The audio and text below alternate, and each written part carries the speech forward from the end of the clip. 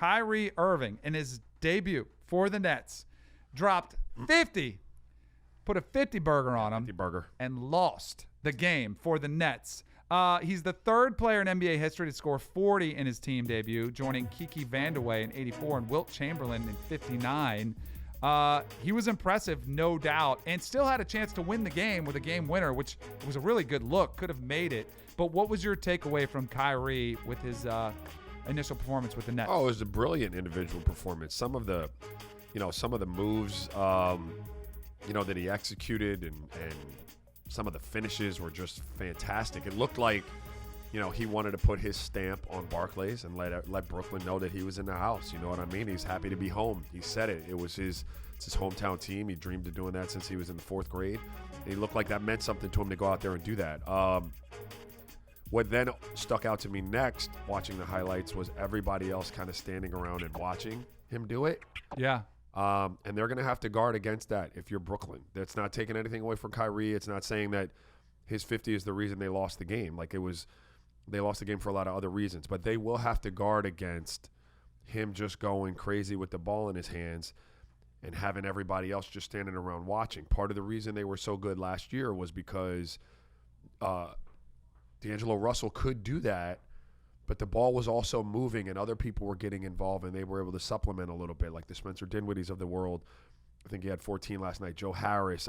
Karis LeVert actually had a good game. I think he had 20 last night. But, you have to – bits and pieces of Kyrie doing that, timeliness of Kyrie doing that, combined with a nice flow to your offense. So when you really need him to do it, it's at your disposal. But otherwise, you play within the confines of what we're trying to do in the flow of the offense we want to run, and that's how you wind up with a good team. I imagine they'll get there eventually. Right. Last night looked like Kyrie was just trying to put on a show. Right, which he probably was. Yeah, it's fine. When he was out there during the pregame addressing the crowd, he almost teared up, saying what it means to me to play here, all those types of things. I think it's interesting, too, when you have a player like that. I think you saw this happen in Houston last year when Chris Paul was hurt. The team kind of looks and they expect James Harden to be their leader. Yeah. And we talked about this last year. He was out there doing all the work. Guys start standing around and watching. I think that's something you have to be careful of. And I'm sure there's some expectation of, with Kevin Durant missing this entire season, that they're like, hey, he's going to be our guy. He's going to be our workhorse.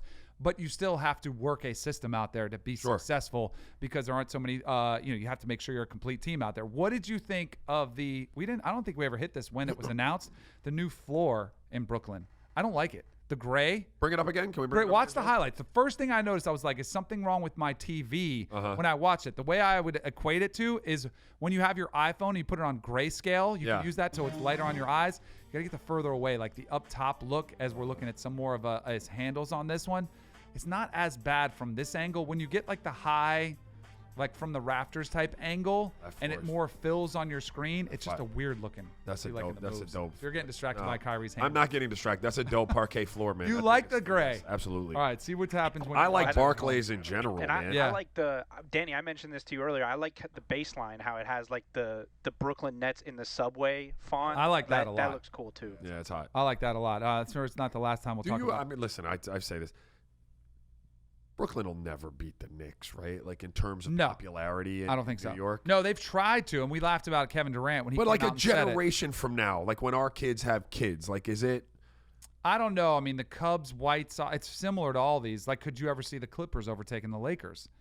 I just think, and the Lakers, if they have championships, but we've seen the White Sox win, and then they don't overtake the Cubs. We've seen it happen. Yeah. I would imagine the they Mets don't. had their moments. But they never overtook how long the do you have to Yankees. be irrelevant for before, and someone else in your city be relevant before like a generation says, I don't know. You know what I mean? Like that conversation's been had by KD and I'm sure some people like that. But like, if you had me say which team would it be, I would look at this one and say this is one of the ones that could overcome that hurdle. Yeah.